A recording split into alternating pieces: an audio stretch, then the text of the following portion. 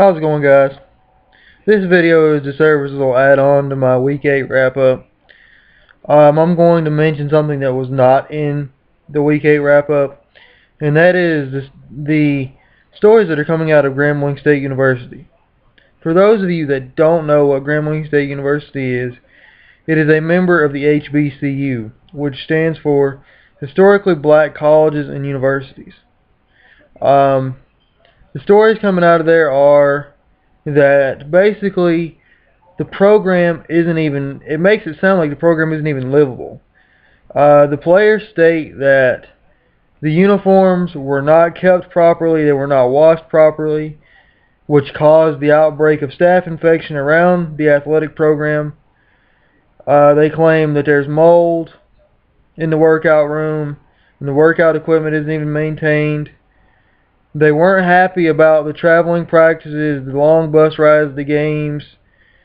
And they went to the AD a couple days ago. I can't remember exactly when. But they went to the AD a couple days ago before their Week 8 game against Jackson State. They ended up forfeiting the Week 8 game to Jackson State due to the disagreements with the administration. They also did not practice, I think, 2 days this past week. But back on track. They went to the AD a couple days ago and said, "Hey, we're not going to practice unless you change the facilities." He said they would help out. They would change the facilities. They fired the interim coach. They've been through 2 coaches this year. They fired head coach Doug Williams back in September. And then they hired an interim. They fired him after all these stories came out.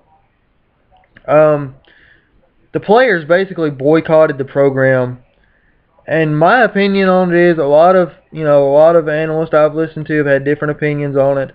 I love it, frankly. I think that the players have to realize, hey, they have a voice. They are what makes the football program go. So if they stand up to the administration and they say, hey, we're not going to play unless you change the facilities, unless you change the health problems that are going on around the program, we're not going to play. And and it looks like it worked. They did not, like I said, they forfeited the Week 8 game against Jackson State. Now they're back to practicing under some conditions. They're back to practicing with the promise that they will upgrade the facilities. They have been in contact with some boosters to get the facilities upgraded and changed and cleaned up. That's all well and good. And I'm happy for that. But on the opposite side of this, you have to think of it as from an administrative standpoint too, because now, not only do they not have a head coach, the news has came out that their facilities aren't even healthy to be in, let alone wearing the uniform. So the whole recruiting class for this year, which, as we all know, the recruiting classes for these universities are small anyway because they don't get the Division I talent. That whole recruiting class is gone because what kind of player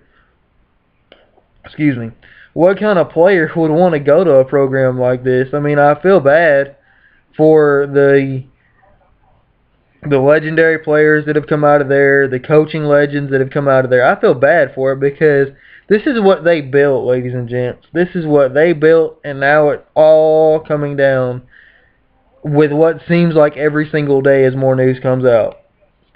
And it's sad. It really is, because all of our programs, and most of you guys are football fans that read my blog, our programs have money, okay? We all have boosters. We all have booster clubs, some sort of booster club, and you have to put the money back in your program. If you're given the money based on a football premise, you need to put the money back in the program.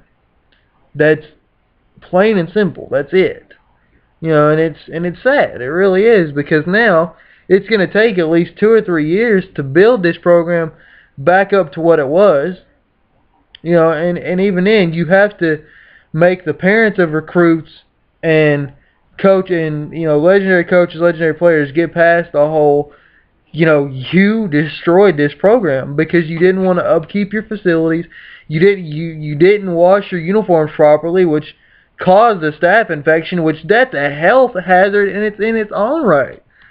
It amazes me how far one program can fall with one snap of the finger like that. I hope this pans out for the players. I really do, because NCAA players in any division, whether it be Division I, Division II, whatever, they need to realize they have a voice, okay? Let your voice be heard. If you have a problem, a big problem like this, which was a health hazard, let it be known. Because that's the only way it's going to change. Because I guarantee you, if the players wouldn't have stood up for what they believed in, nothing would have been changed. Now granted, the players that are there now, that are seniors and juniors, may not see these improvements that Grambling State is talking about making. But they put themselves out there for the future teams of Grambling State University.